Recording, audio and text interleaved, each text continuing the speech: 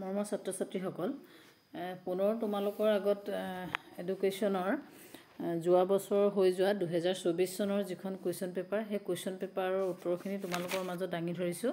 আশা কৰোঁ তোমালোকক মই গোটাই দিয়া ভিডিঅ'টোৱে অলপ হ'লেও সহায় কৰিব আৰু ইয়াৰ পাছত তোমালোকক এখন মই চেম্পল পেপাৰ দিবলৈ বিচাৰিম যাতে তোমালোকৰ পৰীক্ষাত কেনেকুৱা ধৰণৰ কুৱেশ্যন আহে আৰু এটা আইডিয়া হৈ যায়।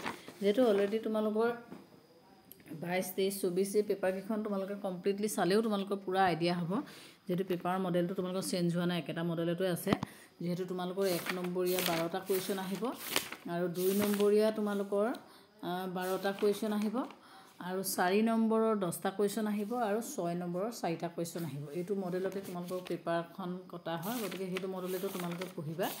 এতিয়া তোমালোকক আজি মই 24 চনৰ পেপাৰখন সম্পূৰ্ণ কুৱেশ্যন এনচাৰ দাঙি ধৰিছোঁ। তোমালোকে যিসকলে কৰিছা সেইখনটো ভালেই কথা, যিসকলে কুৱেশ্যনখিনি উত্তৰ এতিয়াও উলিওৱা নাই বা পঢ়া নাই তোমালোকে সেইখিনি এবাৰ হ'লেও চকু ফুৰাই যাবা, তেতিয়া তোমালোকৰ সুবিধা হ'ব, কাৰণ বস্তুখিনি এটা আইডিয়া হ'ব।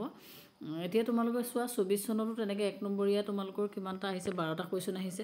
এতিয়া প্ৰথমৰ যিটো কুৱেশ্যন সেই কুৱেশ্যনটো সুধিছে যে 1952 পৰা 53 চনৰ মাধ্যমিক শিক্ষা আয়োগৰ অধ্যক্ষ কোন আছিল? লক্ষ্মণ স্বামী মডালিয়াৰ। 10 চনৰ পৰা 1948 চনলৈকে অসমৰ মাধ্যমিক শিক্ষাৰ প্ৰশাসনৰ দায়িত্বত কলিকতা বিশ্ববিদ্যালয়ে গ্ৰহণ কৰিছিল। কিমান চনৰ পৰা? 1926 চনৰ পৰা। গতিকে ইয়াত উত্তৰবোৰ সম্পূৰ্ণ দিয়া হৈছে, তোমালোকে এপাক চাই ল'বা। মই গোটেইবোৰ লাইন বাই লাইন পঢ়ি দিয়া নাই। বহুলক অংকন কৰোঁতে বাৰম্বাৰতা মানসমূহ শ্ৰেণী অন্তৰালৰ মধ্যবিন্দুৰ ওপৰত সংস্থাপন কৰা হয়, এনেকৈ উত্তৰবোৰ দিয়া হৈছে। যিহেতু তোমালোকৰ 1 নম্বৰীয়া 12টা কুৱেশ্যন আহিব, প্ৰতিটো ইউনিটৰ মাজৰ পৰা আহিব আৰু পেপাৰবোৰ যিহেতু খুব তোমালোকৰ ৰিপিট হয়, গতিকে সেইকাৰণে কুৱেশ্যন পেপাৰকেইখন সম্পূৰ্ণ তোমালোকে যিমান কুৱেশ্যন এনচাৰ আছে গোটেই বস্তুবোৰ এবাৰ থ'ৰ পঢ়ি যোৱা।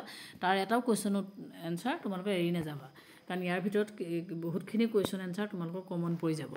ঠিক এতিয়া তোমালোকৰ 2 নম্বৰীয়া 12টা কুৱেশ্যন আহিছে। প্ৰথমৰ কুৱেশ্যনটোতে দিছে যে অসমৰ মাধ্যমিক শিক্ষাত কোঠাৰী আয়োগৰ পৰামৰ্শৰ দুটা উল্লেখযোগ্য প্ৰভাৱৰ বিষয়ে লিখা।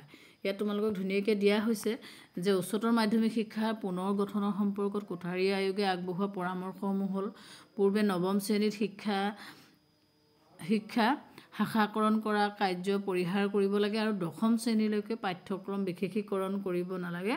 ইয়াৰ বাবে পাঠ্যক্ৰম পুনৰ গঠন কৰাৰ ব্যৱস্থা কৰিব লাগে আৰু প্ৰতিখন উচ্চ মাধ্যমিক স্কুলকে উচ্চতৰ মাধ্যমিক পৰ্যায়লৈ উন্নীত কৰিব নালাগে। গতিকে এনেকুৱা ধৰণৰ কিছুমান আছে যিখিনি দিয়া আছে। অগতানুগতিক শিক্ষাৰ দুটা গুৰুত্বপূৰ্ণ বা প্ৰয়োজনীয়তা উল্লেখ কৰা। প্ৰাথমিক শিক্ষাক সাৰ্বজনীন কৰি তুলিবৰ বাবে এই শিক্ষাৰ প্ৰয়োজন। আনুষ্ঠানিক শিক্ষাত দেখা দিয়া অপচয় আৰু অনুন্নয়ন সমস্যা সমাধানৰ শিক্ষাৰ প্ৰয়োজন। আনুষ্ঠানিক শিক্ষা মানে কি? অগতানুগতিক শিক্ষাৰ পাৰ্থক্য লিখা। গতিকে এনেকুৱা ধৰণৰ একেখিনি কুৱেশ্যনে কিন্তু প্ৰায় ৰিপিট আহে, সেইকাৰণে তোমালোকে এই কুৱেশ্যন পেপাৰকেইখন সম্পূৰ্ণ চাই যোৱা আৰু মনত ৰাখি যোৱা, কাৰণ ইয়াৰ ভিতৰতে বহুতকেইটা কুৱেশ্যন তোমালোকৰ কিন্তু কমন পৰিব। গতিকে সেইকাৰণে মই তোমালোকৰ মাজত কুৱেশ্যন পেপাৰখন দাঙি ধৰিছোঁ আৰু মই প্ৰতিটো কুৱেশ্যন যদি লাইন বাই লাইন পঢ়ি যাবলৈ হয় ভিডিঅ'টো যথেষ্ট দীঘলীয়া হ'ব, সেইকাৰণে মই গোটেই কথাখিনি তোমালোকক পঢ়ি দিয়া নাই, জাষ্ট তোমালোকৰ আগত দাঙি ধৰিছোঁ কুৱেশ্যন পেপাৰখন, তোমালোকে চাই ল'বা। তাৰপাছত তোমালোকৰ যিটো 3 নম্বৰ প্ৰশ্ন, সেই 3 নম্বৰ প্ৰশ্নটোত তোমালোকৰ কি আহে? 1 নম্বৰ 4টা কুৱেশ্যন আহে তোমালোকৰ। ইয়াত তোমালোকৰ 2 নম্বৰ কুৱেশ্যনবোৰ শেষ হোৱা নাই। তাৰপাছত তোমালোকৰ ইয়াত আহিব 3 নম্বৰ যিটো দিছে, তলত দিয়া যিকোনো 10টা প্ৰশ্নৰ উত্তৰ লিখা। এতিয়া ইয়াত তোমালোকৰ 4 নম্বৰৰ 10টা কুৱেশ্যন দিব আৰু বহুত কুৱেশ্যন আহে, আহে। গতিকে কুৱেশ্যনবিলাক ভয় কৰিবলগীয়া কথা নাই। গতিকে কুৱেশ্যনখিনি ভালকৈ কুৱেশ্যন পেপাৰখন চাই ল'বা। যিকেইটা কুৱেশ্যন উত্তৰ তোমালোকে ভালকৈ কৰিব জানা সেইকেইটাই কৰিবা, কাৰণ 12 নম্বৰ প্ৰশ্ন যিকেইটা 1 নম্বৰীয়া 12টা কুৱেশ্যনেই নাহে, 1 নম্বৰীয়া তোমালোকে 15টামান কুৱেশ্যন দিয়ে, তাৰ ভিতৰত 12টা কৰিব লাগে। ঠিক তেনেকৈ 2 মাৰ্কছৰো যি 12টা কুৱেশ্যন আহে তাতো তোমালোকৰ 15টামান কুৱেশ্যন দিয়ে, তাৰ 12টা কৰিব লাগে। গতিকে কেইবাটাও অল্টাৰনেটিভ কুৱেশ্যন থাকে, গতিকে তোমালোকে কুৱেশ্যন পেপাৰখন ভালকৈ চাই ল'বা। যিটো কুৱেশ্যন ভালকৈ কৰিব পাৰে সেইটো তেনেকৈ কৰিবা।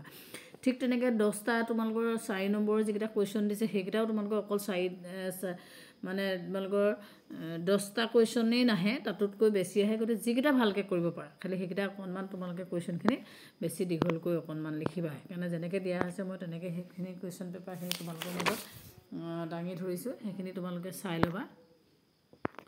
তাৰপাছত তোমালোকৰ 6 নম্বৰীয়া 4টা কুৱেশ্যন কৰিবলৈ আহে।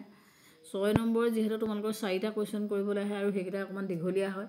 ইয়াত দিয়া হৈছে তলত দিয়া যিকোনো 4টা প্ৰশ্নৰ উত্তৰ দিয়ে। প্ৰথমৰটো দিছে যে ভাৰতবৰ্ষত শিক্ষাৰ অৱস্থাৰ সংগঠন আৰু মানদণ্ড সম্পৰ্কে কোঠাৰী আয়োগে আগবঢ়োৱা পৰামৰ্শসমূহ আলোচনা কৰা। গতিকে সেইখিনি অকণমান তোমালোকে বহলাই লিখিব লাগিব। তাৰপিছত মাধ্যমিক শিক্ষা সম্পৰ্কে 1986 চনৰ ৰাষ্ট্ৰীয় শিক্ষানীতিয়ে উল্লেখ কৰা পৰামৰ্শসমূহ আলোচনা কৰা। গতিকে সেইবোৰ তোমালোকে মাৰ্কছ চাই চাই গোটেই কুৱেশ্যনখিনি কৰিবা। যিহেতু তোমালোকৰ 6 নম্বৰ আছে মূল্যবোধৰ শিক্ষা বুলিলে কি বুজা, বৰ্তমান সামাজিক পৰিস্থিতিত মূল্যবোধৰ শিক্ষাৰ প্ৰয়োজনীয়তা আৰু গুৰুত্ব সম্পৰ্কে আলোচনা কৰা। তাৰপাছত তোমাৰ মহিলা সবলীকৰণ বুলিলে কি বুজা, মহিলা সবলীকৰণত শিক্ষাৰ ভূমিকা সম্পৰ্কে আলোচনা কৰা। কিন্তু যথেষ্ট দীঘলীয়া আছে, অলপ তোমালোকে কমাই মেলিও লিখিব পাৰা তাৰ মাজতে। তাৰপাছত পিছৰ ফাললৈ তোমালোকৰ এটা মেথছৰ অংক কৰিবলৈ দিছে মধ্যমাকাক বোলে তলত দিয়াখিনিৰ পৰা মধ্যমা নিৰ্ণয় কৰা। গতিকে মধ্যমাটো কেনেকৈ নিৰ্ণয় কৰিব পাৰে তাৰ উত্তৰটো মই তোমালোকক কৰি দিছোঁ, প্ৰশ্নটো এইখিনি আছে। গতিকে এইখিনি চাবা। আৰু পেপাৰখন পালে যিহেতু তোমালোকক 10 মিনিটৰ আগতে পেপাৰখন দিব, সেইকাৰণে তোমালোকে পেপাৰখন এপাক চকু ফুৰাই চাই কোনকেইটা কুৱেশ্যন কৰিবা তেতিয়াই তোমালোকে এটা দাগ দি ল'বা। তেতিয়া পিছলৈ তোমালোকৰ সময়খিনি বাচি যাব, কাৰণ 10 মিনিট সময় তোমালোকক আগতীয়াকৈ পেপাৰখন যিহেতু দিবই। গতিকে কোনটো কুৱেশ্যন কৰিলে তোমালোকৰ সুবিধা হ'ব, কোনকেইটা বেছি ভালকৈ পাৰিবা, সেইটো তেতিয়াই তোমালোকে টিক মাৰ্ক দি যাবা। কাৰণ হুৰ মূৰ কৰি কেতিয়াবা নোৱাৰা কুৱেশ্যন এটা কৰি দিয়া হয় আৰু পৰা কুৱেশ্যন এটা থাকি যায়। যিহেতু বহুত কুৱেশ্যন আহে, সেইকাৰণে পেপাৰখন অলপ ধৈৰ্য ধৰি ভালকৈ চাবা। আৰু তোমালোকে পেজখিনি অলপ ওচৰ চপাই পিনি ডাঙৰকৈ চাবা, তেতিয়া ভালকৈ ধৰিব পাৰিবা। গতিকে মই ভিডিঅ'টো তোমালোকক এইকাৰণেই দিলোঁ, যদি কোনোবাই 2024 চনৰ পেপাৰখনৰ ছল্ভ কৰা নাই বা পঢ়া নাই, তেতিয়াহ'লে কুৱেশ্যনখিনি উত্তৰ সহায় দিয়া আছে, তোমালোকে ভালকৈ পঢ়া। আগৰ ভিডিঅ'টোত মই যেনেকৈ 23 চনৰ পেপাৰখন দিলোঁ।